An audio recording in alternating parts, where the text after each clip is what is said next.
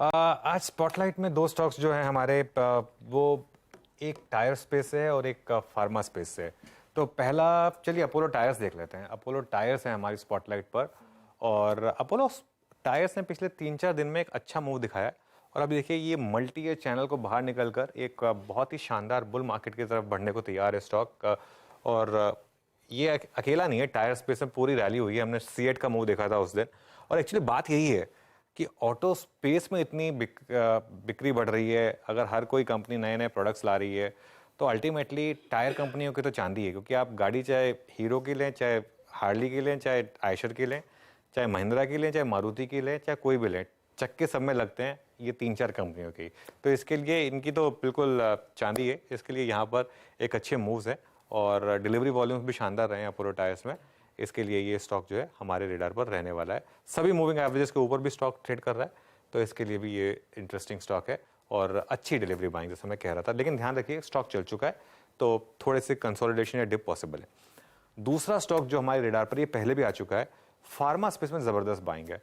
और इसमें एक स्टॉक अच्छा ग्लेनमार्क और ऑरोबिंदो दोनों सेम ऑलमोस्ट कैटेगरी में आते हैं। जब ये चलते हैं तो बड़े चलते हैं, गिरते हैं तो बड़े गिरते हैं। इस चीज़ का ध्यान रखिएगा।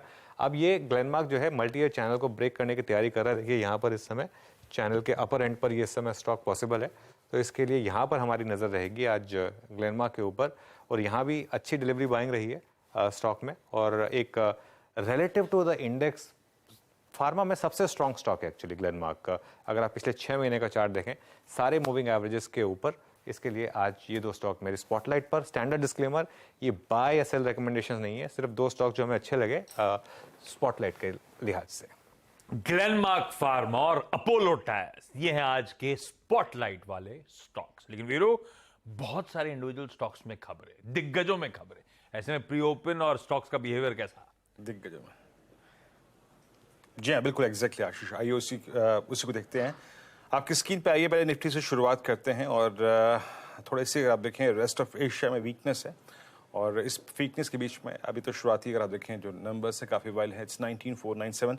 मैं सीधे स्टॉक्स पे आता हूँ। खबरों का डिस्कशन बहुत हो चुका है, सीधे मैं इनफैक्ट खबरें के बाद अब स्टॉक्स को लेना शुरू करता हूँ। देखिए आज डिपेंड करेगा रिलायंस कैसे बिहेव करता है। रिलायंस, उसके बाद HDFC बैंक और M&M, ये तीन मुख्यतः इंडेक्स स्टॉक्स थे।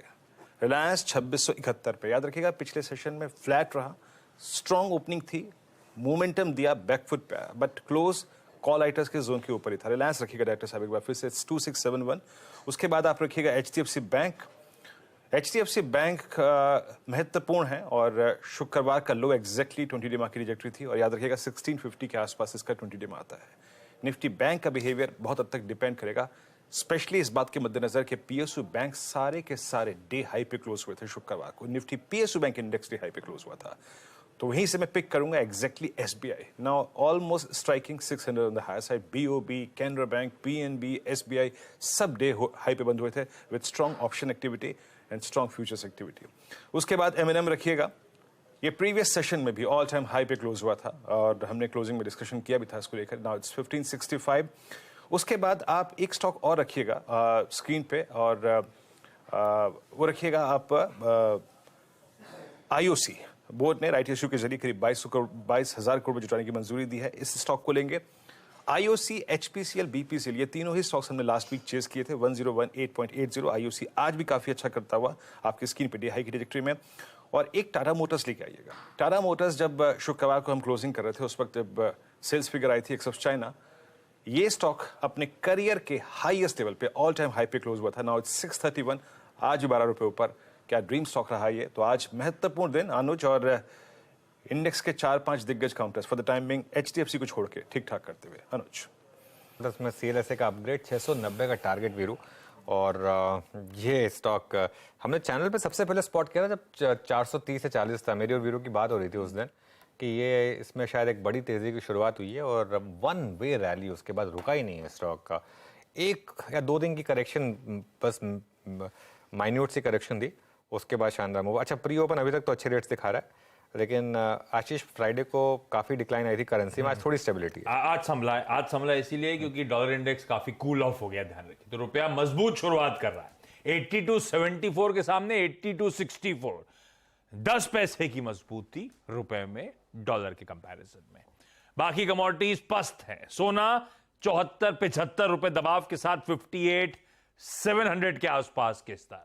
चांदी 112 रुपए का दबाव 71,200 के इर्द गिर्द इस समय कामकाज करती हुई। और कच्चा तेल एकदम फ्लैट है, 3 रुपए का मामूली दबाव 60-61 पे शुरुआती टिक्स MCX पे आते हुए। लेकिन आज सुबह जो सीधा सौदा में मैं और यतिन जब चर्चा कर रहे थे, 20 स्टॉक्स जो डिस्कस हुए थे, उनका एक क्विक रैप अप देखिए।